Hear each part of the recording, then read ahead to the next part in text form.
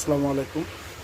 আমাদের এখানে টয়োটা রাশ, পিয়াস, হোন্ডা, নিশান, মিৎসুবিশি সকল ধরনের গাড়ির রিমোট চাবি পাবেন।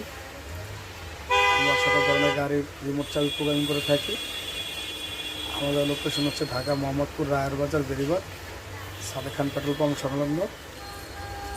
আমাদের মোবাইল নাম্বার হচ্ছে 0192097953 আমরা ঢাকার ভিতরে এবং ঢাকার বাইরেও হোম সার্ভিস দিয়ে থাকি।